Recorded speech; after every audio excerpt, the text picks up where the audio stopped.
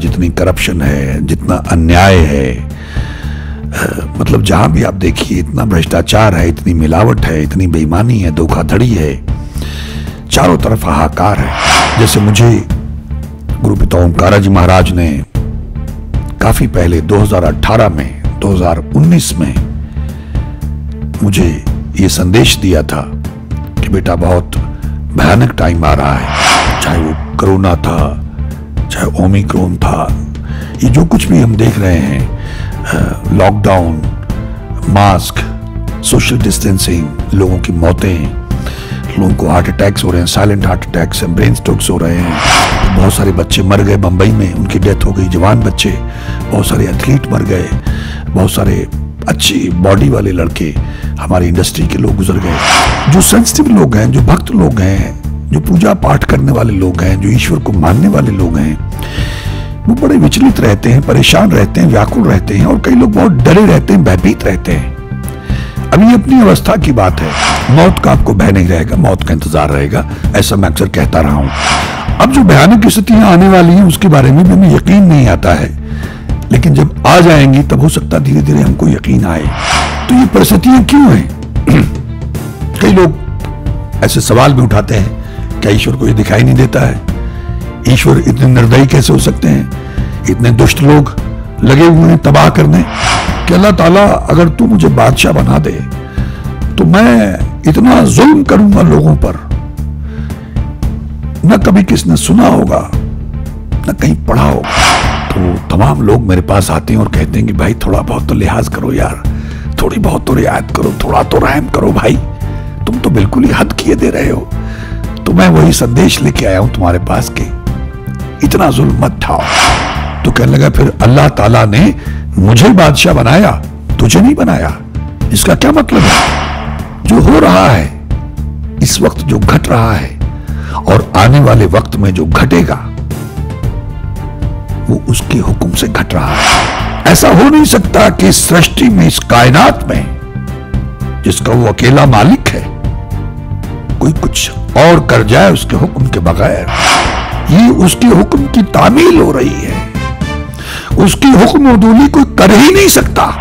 तो जो तबाही, जो जुल्म सितम, जो कुछ भी हो रहा है ये उसके हुक्म से हो रहा है। क्यों? कि हम अपनी करतूतें देख लें।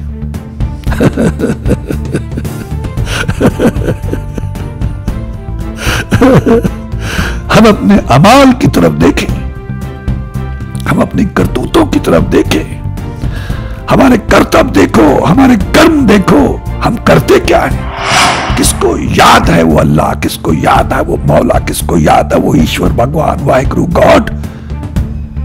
दौलत ने, पैसे ने, सत्ता ने उस मालिक की जगह ले ली है। तो जब 95%, 98% लोग ऐसे हैं जिनको उसकी परवाह नहीं, नाशुक्र हैं, एहसान फरामोश है, उसे याद नहीं करते, उसका धन्यवाद नहीं करते, उसको भूले हुए हैं, उसकी इबादत नहीं करते, तो फिर हम क्या उम्मीद करते हैं हमारे हुक्मरानों से? हम ही उनको वोट देकर सत्ता में बैठाते हैं और फिर वो हमारे ऊपर जुल्म ढाते हैं, कयामत ढाते हैं। हो उसके हुक्म से रहा है, क्योंकि हमारी बुद्धियां भ्रष्ट हो गई हैं, हमारे दिमाग खराब हो गए हैं, हम अंधे हो गए हैं, हम एहसान फरामोश, अंधे, बहरे, लूले, लंगड़े, ऐसे दुष्ट लोग हैं जिनको सजा क्या मिलनी चाहिए वो जानता है। हमसे खतरनाक कोई नहीं है और हम उससे रहम की उम्मीद करते हैं। किस मुंह से, किस मुंह से हम उससे कहें कि मालिक हम पर रहम कर? किस मुंह से? हमने रहम किया किसी पे? मेरी क्रांति मुझसे शुरू होती है। हम दुनिया को बदलने की बातें करते रहते हैं, दूसरों को बदलने की बातें करते रहते हैं, खुद को बदलने के लिए तैयारी नहीं। अगर हमने अपने आप को बदल लिया तो हमारे लिए क्रांति हो गई। एक ही डिटर्जेंट है इस पूरी सृष्टि में, इस कायनात में, जो पाप की मैल को धो सकता है, वो उसका नाम है। और कोई डिटर्जेंट नहीं, और कोई साबुन नहीं है। उसको इस्तेमाल करने का ढंग काम है, अंदर जाएगा तो धोएगा, बस सुनना है। तो ये जो कुछ भी हो रहा है हमारे चारों तरफ, ये हमारे अमाल का फल है। जो हमने बोया था हम सबको काटना पड़ेगा। इट्स हाई टाइम, जागो भाई।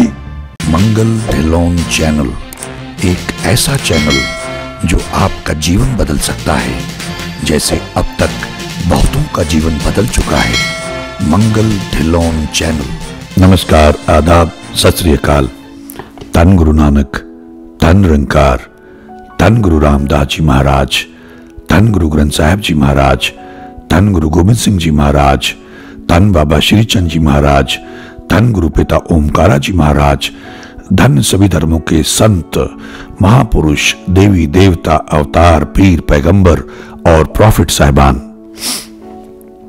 गुरु प्रेमियों, हमारे जो देश के हालात हैं, हमारे पंजाब के जो हालात हैं, अक्सर हम लोग उनको देख के परेशान होते रहते हैं। जो सेंसिटिव लोग हैं, जो भावुक हैं, उनसे बर्दाश्त नहीं होता जितनी करप्शन है, जितना अन्याय है। मतलब जहां भी आप देखिए इतना भ्रष्टाचार है, इतनी मिलावट है, इतनी बेईमानी है, धोखाधड़ी है, चारों तरफ हाहाकार है।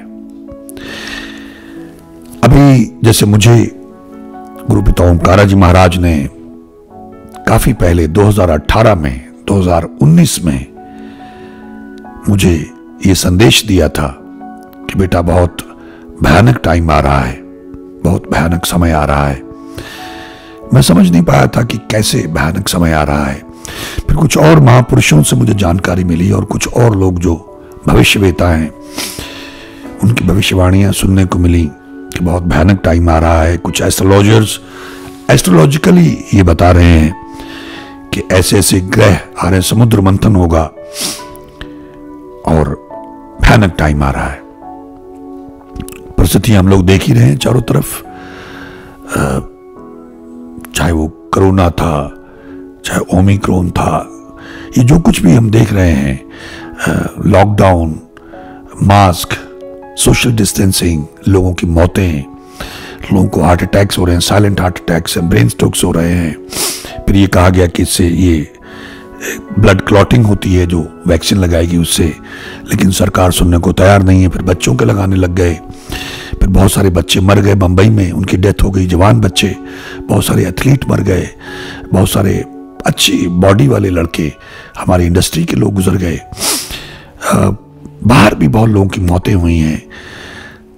तो जो सेंसिटिव लोग हैं, जो भक्त लोग हैं, जो पूजा पाठ करने वाले लोग हैं, जो ईश्वर को मानने वाले लोग हैं, वो बड़े विचलित रहते हैं, परेशान रहते हैं, व्याकुल रहते हैं और कई लोग बहुत डरे रहते हैं, भयभीत रहते हैं। अब ये अपनी अवस्था की बात है, क्योंकि अगर धीरे धीरे आपका लेवल थोड़ा ऊपर उठ गया, आपको उस पर यकीन हो गया, तो फिर आपको परवाह नहीं होगी। आप उसकी रजा में राजी रहना सीख लेंगे, उसकी रजा में राजी रहना शुरू कर देंगे। मौत का आपको भय नहीं रहेगा, मौत का इंतजार रहेगा, ऐसा मैं अक्सर कहता रहा हूं। लेकिन फिर भी जो और लोग हैं, जो आम लोग हैं, जो थोड़ा बहुत चलिए हमारा चैनल देख लिया, कहीं 5 मिनट का एपिसोड देख लिया, आधा घंटा देख लिया, या कोई 10-15 मिनट देख लिया, कुछ चिंतन मन नहीं किया, ऐसे ही विश्वास भी नहीं आया, लेकिन देख लिया और सब्सक्राइब कर दिया, तो सब्सक्राइबर हैं, कभी कभार देख लेते हैं, तो ऐसे लोग बहुत डरते हैं, फिर इसलिए वैक्सीन लगवाते हैं, क्योंकि मौत का डर है। उनको लगता है कि हम मौत से बच जाएंगे। लेकिन इसके बारे में कहा जाए ये मॉक ड्रिल है, ये जो लगा रहे हैं वैक्सीन, ये मॉक ड्रिल है। इसके बारे में कभी मैं चर्चा अलग से करूंगा। तो समय विकट आ गया, आने वाला है। भविष्यवेताओं के मुताबिक, महापुरुषों के मुताबिक फरवरी एंड तक सिलसिला शुरू हो जाना चाहिए। वैसे तो उनका कहना है कि शुरुआत हो चुकी है, लेकिन हमें एहसास नहीं है। हम लोग इस बात को मानने के लिए तैयार नहीं। जैसे पहले किसी ने सोचा नहीं था कि लॉकडाउन हो जाएगा, सारी दुनिया कट जाएगी, लेकिन हुआ। तो इसी तरह से अच्छा लोग अपने घरों में बंद हो जाएंगे, ये भी किसी ने सोचा नहीं था, लेकिन हो गए। अब जो भयानक स्थितियां आने वाली हैं उसके बारे में भी हमें यकीन नहीं आता है, लेकिन जब आ जाएंगी तब हो सकता धीरे धीरे हमको यकीन आए। लोगों का झुकाव ईश्वर की तरफ, अल्लाह वाहिगुरु गॉड की तरफ पहले से ज्यादा हुआ है, क्योंकि लोग भयभीत हैं और भय की वजह से फिर प्रीत होती है। भय बिन होए न प्रीत। भय के बिना प्रीत नहीं होती है, क्योंकि जब तक भय नहीं होता, जैसे हमने कहा, बहुत सारे लोग जब उनको मौत नजर आने लगती है तब वो ईश्वर का दरवाजा खटखटाना शुरू करते हैं, अन्यथा ईश्वर की तरफ कोई आता नहीं। जब डॉक्टर जवाब दे देते हैं कि किसी बीमारी का कोई इलाज नहीं है, तो फिर वो देखते हैं कि कोई भाई संत बाबा मिल जाए, कोई पूजा पाठ कर लें, कुछ ऐसा कर लें, तब ऐसा सोचना शुरू करते हैं, अन्यथा वो ऐसा नहीं करते हैं। वो डॉक्टर ही ढूंढते हैं, चाहे वो होम्योपैथी हो, चाहे वो एलोपैथी हो, चाहे वो आयुर्वेद हो, चाहे वो यूनानी हो, कुछ ना कुछ वो देसी नुस्खा ऐसा ढूंढेंगे। जब कहीं से कोई उम्मीद नहीं रहती, तब वो ईश्वर का दरवाजा खटखटाने के बारे में सोचते हैं। जिनके कर्म अच्छे होते हैं उनको रास्ता मिल जाता है, दूसरों को नहीं मिल पाता है। तो ये परिस्थितियां क्यों हैं? कई लोग ऐसे सवाल भी उठाते हैं, क्या ईश्वर को ये दिखाई नहीं देता है? ईश्वर इतने निर्दयी कैसे हो सकते हैं? इतने दुष्ट लोग लगे हुए हैं तबाह करने, तो इनका अभी घड़ा भरा नहीं। जैसा मैंने भी कुछ पहले वीडियोस डाले थे, तो डॉक्टर रूपा एकदम उसे कहने लगे कि ये इतने दुष्ट लोग हैं, ये पॉलिटिशियन लोग, जिनके बारे में सबको पता है कि वो इतने दुष्ट हैं, इतने निर्दयी हैं, लेकिन इनका घड़ा नहीं भरा अभी तक। कब भरेगा इनका घड़ा? ईश्वर को दिखाई नहीं देता है, ईश्वर को कब सजा देंगे? और आम लोग सफर कर रहे हैं कष्ट में। मैं इस बात को समझाने के लिए पाकिस्तान से एक डॉक्टर सुलेमान साहब हैं, डॉक्टर सुलेमान साहब, आप यूट्यूब पे सर्च करिएगा, मैं हो सका तो उनका लिंक भी डिस्क्रिप्शन बॉक्स में दूंगा। मैं उन्हें नहीं जानता हूं, ऐसे ही व्हाट्सएप पे किसी ने शेयर किया था एक बार, तो मुझे उनकी तलाश रही, क्योंकि उनका चेहरा, उनका बोलने का अंदाज और भीगी हुई रूह है, जैसे कोई सूफी संत हो, ऐसे हैं वो। तो वो सत्संग करते हैं, उनके अपने उर्दू में उनकी अपनी तहजीब है, उनका अपना सिस्टम है, अपना अंदाज है, लेकिन बहुत अच्छा, बहुत खूबसूरत अंदाज है। बहुत प्यार से बात करते हैं, बहुत ही प्यार से वो समझाते हैं और बड़ा रस है। तो उस मालिक की बड़ी कृपा है उनके ऊपर। अच्छा, ये भी है कि चेहरे से पता चलता है, जिसके ऊपर कृपा होती है उसके चेहरे से पता चल जाता है। एक दिन मैं यहाँ ऐसे कुछ खरीदने के लिए गया हुआ था, तो एक आदमी बैठा हुआ दुकान में, वो अलग लग रहा था, कुछ उसके बाल बड़े हुए थे, कुछ फकीर भी था और फकीर नहीं भी था, मतलब कुछ अलग ही था वो। तो मैंने उसको देखा, वो बैठा हुआ कुछ सामान खरीद रहा था, तो उसने मुझे देखा। खैर हमारा कुछ आपस में दुआ सलाम नहीं हुआ, तो ये मुझे से याद आ गया बीच में। तो जब वो निकलने लगे उठ के, उन्होंने सामान लिया, निकलने लगे, तो मेरी तरफ देख के कहते, अपने आप से कहते हुए गुजर गए कि जो उससे जुड़े हुए होते हैं उनके चेहरे की रंगत ही कुछ और होती है। ऐसे कह के वो निकल गए मेरे पास से, और मैं उनको देखता रहा दुकान में खड़ा हुआ, और वो गाड़ी में बैठे और चले गए। तो मैंने पूछा, भाई ये कौन है? तो उन्होंने कहा, यहाँ कोई एक दरगाह है, ये वहां पे रहते हैं, अपनी मस्ती में रहते हैं, ये बस अपने रंग में रहते हैं। तो चलिए, मैंने कभी बैठेंगे इनके साथ, कभी मुलाकात करेंगे। और ये मुझे ऐसे ख्याल आ गया, ऐसा नहीं है कि मैं कोई बहुत उसका करीबी हूं, लेकिन हाँ, उसकी दया दृष्टि है, तभी उसकी बात कर पाता हूं। तभी उसका नाम मेरे लबों पे, मेरी जीभ पे आ पाता है। इतनी कृपा तो उसकी है, उसका चर्चा कर पाता हूं, उसकी तारीफ कर पाता हूं। ये उसकी इजाजत, उसके हुक्म के बिना नामुमकिन है। तो मैं ये जिक्र करने जा रहा था, इनके चेहरे से आप देखिएगा, आपको पता चल जाएगा, और उनकी रवानगी से आपको पता चलेगा। तो ऐसे मेरे पास एक वीडियो आ गया, तो मैं देखने लग गया, और फिर मैं इनको ढूंढा तो मुझे मिल गए यूट्यूब पे। मैं बड़ा खुश हुआ। तो कुछ एक वीडियोस मैंने इनके देखे, 2-3। तो उसमें उन्होंने एक पुरानी कोई एक कहानी किसी की थी, उनका नाम भी बताया उन्होंने, उसका जिक्र किया कि भाई बहुत रेलेवेंट है ये, पुराने जमाने की कोई कहानी, किस्सा, कि 2 दोस्त थे, बहुत करीबी दोस्त थे, और वो दोनों अल्लाह ताला से दुआ मांगा करते थे, दुआ किया करते थे। एक दोस्त ये कहता था कि अल्लाह ताला अगर तू मुझे बादशाह बना दे तो मैं लोगों की इतनी खिदमत करूंगा, इतनी सेवा करूंगा, ना किसी ने कभी सुना होगा ना कहीं पढ़ा होगा। दूसरा दोस्त ये कहता रहता था, दुआ जब करते थे कि अल्लाह ताला अगर तू मुझे बादशाह बना दे तो मैं इतना जुल्म करूंगा लोगों पर, ना कभी किसने सुना होगा ना कहीं पढ़ा होगा, इतना जुल्म ढाऊंगा मैं लोगों पर।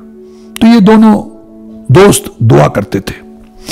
समय गुजरा और एक वक्त आया कि उनमें से एक दोस्त बादशाह बन गया। उसने लोगों पर जुल्म करना शुरू कर दिया।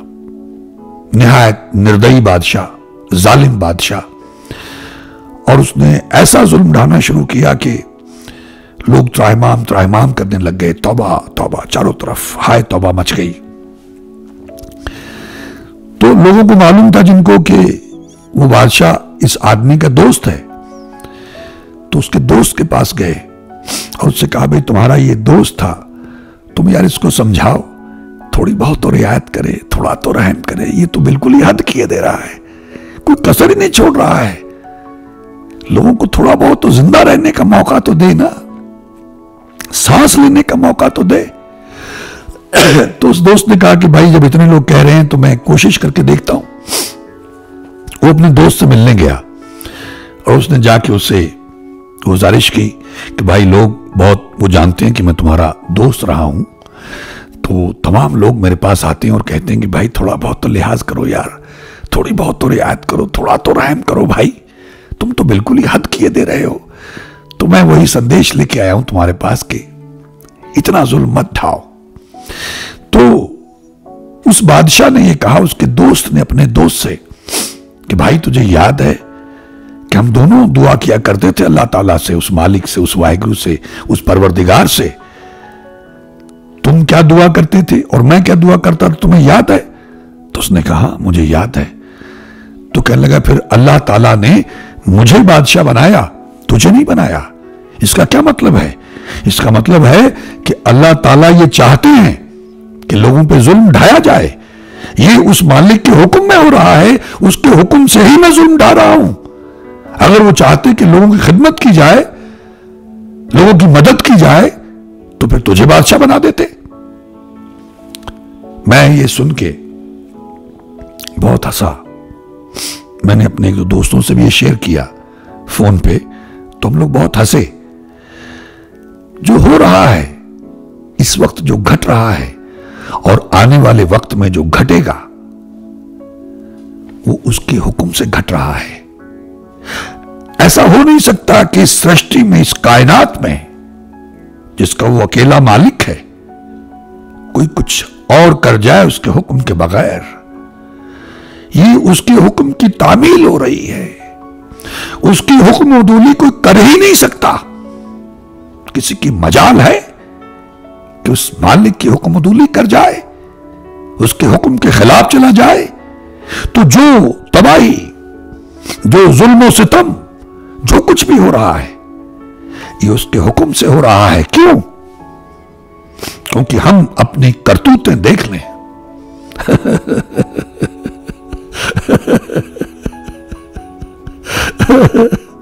हम अपने अमाल की तरफ देखें, हम अपनी करतूतों की तरफ देखें, हमारे कर्तव्य देखो, हमारे कर्म देखो, हम करते क्या है। किसको याद है वो अल्लाह, किसको याद है वो मौला, किसको याद है वो ईश्वर भगवान वाहिगुरु गॉड। दौलत ने, पैसे ने, सत्ता ने उस मालिक की जगह ले ली है। और हम लोग दिन रात बेईमानियां, धोखाधड़ियां, झूठ फरेब, इसका बुरा उसका बुरा, यहां घरतोली वहां मिलावट। आप देखिए डॉक्टरों का क्या हाल है, अस्पतालों का क्या हाल है।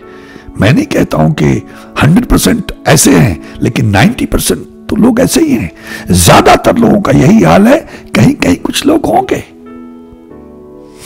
जिनका ईमान कायम है, जो उस मालिक के भय में, जिसको हमारे यहां पंजाबी में भौ कहते हैं, जिसमें प्रेम और डर दोनों मिले हुए होते हैं, जो हमेशा उसके हुक्म में जीते हैं, उसके भय में रहते हैं कि मालिक देख रहा है, हम कोई ऐसा गुनाह न कर दे कि वो रूठ जाए, हम उसकी नजर में गिर जाए। कितने लोग होंगे? तो जब 95%, 98% लोग ऐसे हैं जिनको उसकी परवाह नहीं, नाशुक्र हैं, एहसान फरामोश है, उसे याद नहीं करते, उसका धन्यवाद नहीं करते, उसको भूले हुए हैं, उसकी इबादत नहीं करते, तो फिर हम क्या उम्मीद करते हैं हमारे हुक्मरानों से? ये हुक्मरान कहां से आए? ये हम ही में से हैं।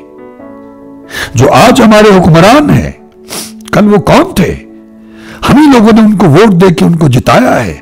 हमारे ही लोग उनके जिंदाबाद के नारे लगाते हैं, उनके झंडे लेके चलते हैं, उनकी रैलियों में बहुत बड़ी भीड़ में इकट्ठे होते हैं। हम ही उनको वोट देके सत्ता में बैठाते हैं और फिर वो हमारे ऊपर जुल्म ढाते हैं, कयामत ढाते हैं।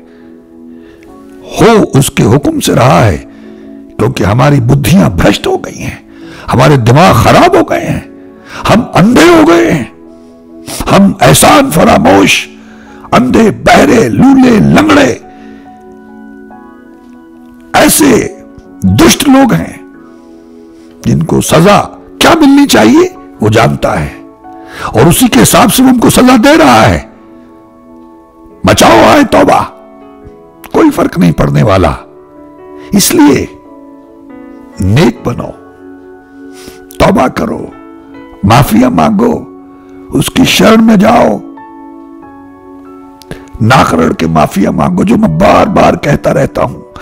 अपने मंदिर, मस्जिद, गुरुद्वारे में जाओ, चर्च में जाओ, नाक रगड़ के माफिया मांगो, धन्यवाद करो, क्योंकि हम नाशुक्रे हो गए, एहसान फरामोश हो गए। धन्यवाद करो उसकी हवा के लिए, उसके सूरज आफताब के लिए, उसकी धरती के लिए। हमने तो वो हवा भी जहरीली कर दी, हमने तो उसका पानी भी जहरीला कर दिया, कंटेमिनेट कर दिया। हमने तो धरती का क्या हाल कर दिया, हमने उसके जंगल काट डाले।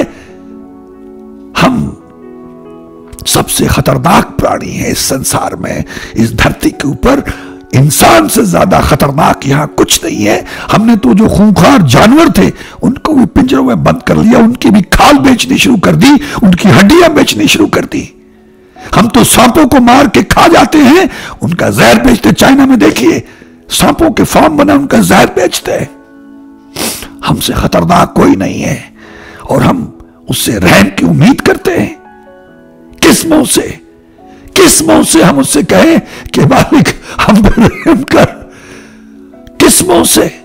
हमने रहम किया किसी पे?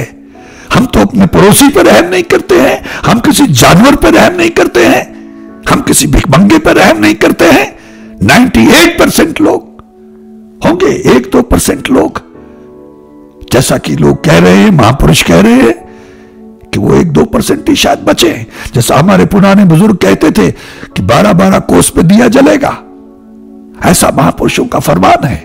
हालांकि बहुत सारे लोग दुआओं में लगे हुए, माफी मांगने लगे हुए हैं, प्रेयर्स में लगे हुए हैं, हर वक्त इबादत में लगे हुए हैं कि वो बहुत बड़ा दयालु है, बहुत बड़ा बख्शंद है, शायद थोड़ी सी लीज और दे दे, थोड़ा सा और पोस्टपोनमेंट कर दे, जैसे पहले कई बार किया है, थोड़ा और मौका दे दे हम सबको सुधरने का।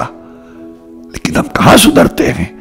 इसलिए इस हाई टाइम जितनी बंदगी कर सकते हो, जितना नाम जप सकते हो, जितना रात को रिपीट पे लगा के सुन सकते हो, चाहे कुरान शरीफ की आयतें हो, चाहे हमारे गुरबाणी के शब्द हो, चाहे आपके अपने मजहब के मुताबिक जो भी आपको मिल जाए, गायत्री मंत्र हो, ओम चांटिंग हो, उसको सुनिए।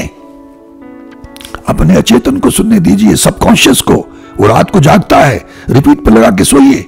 mangal.in पे जाइए, हीलिंग शब्द में जाइए, वहां से डाउनलोड्स में जाके अपने फोन में डाउनलोड कर लें और रिपीट पे लगा के म्यूजिक प्लेयर में सुनिए, रात को सो जाइए 6-7 घंटे। कुछ महीने देखिए, आपको अपने आप जवाब मिलेगा।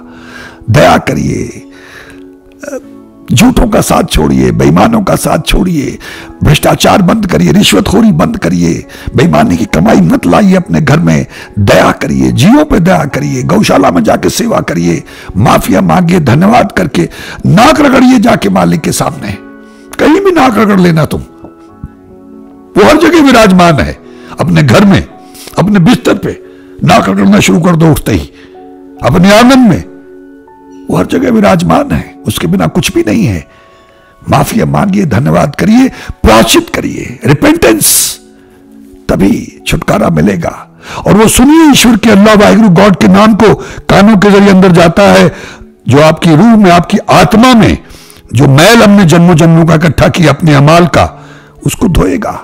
एक ही डिटर्जेंट है इस पूरी सृष्टि में, इस कायनात में, जो पाप की मैल को धो सकता है, वो उसका नाम है। और कोई डिटर्जेंट नहीं, और कोई साबुन नहीं है। उसको इस्तेमाल करने का ढंग कान है, अंदर जाएगा तो धोएगा, बस सुनना है।